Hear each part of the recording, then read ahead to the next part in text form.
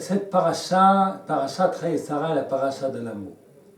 Nous voyons comment Abraham prend soin de sa femme Sarah pour l'enterrer dans un endroit le plus respectable qui soit.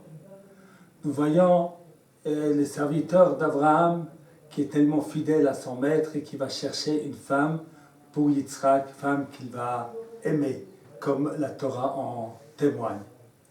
Et c'est aussi l'amour pour Eretz Israël, car l'achat du caveau pour Sarah, c'est aussi un témoignage d'amour et de s'inscrire dans la durée en Eretz Israël.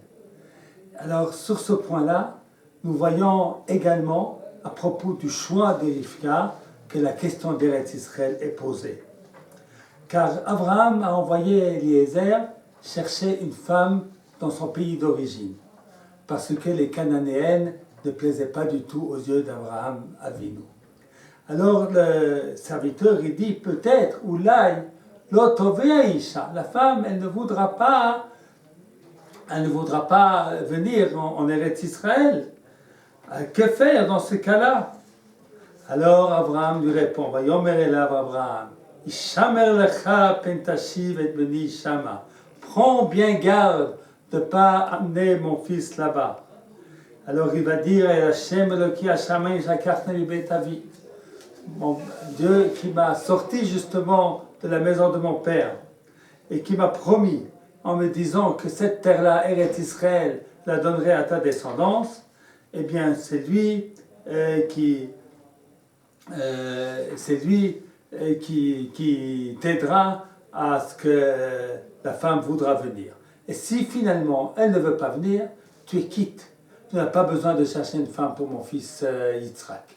C'est-à-dire en aucun cas, Abraham était prêt à ce que Yitzhak quitte Eretz Israël.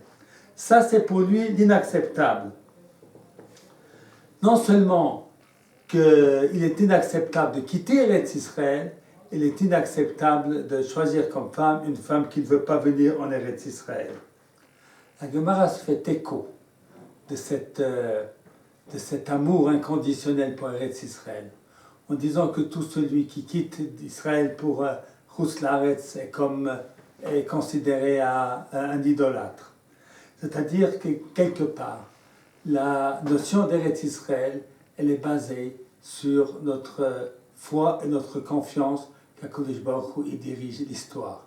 Et celui qui ne veut pas être en Eretz Israël, pourquoi? Parce qu'il y a des difficultés, parce qu'il y a des problèmes spirituels, des problèmes matériels. Finalement, il pense que c'est lui qui est le maître de sa destinée.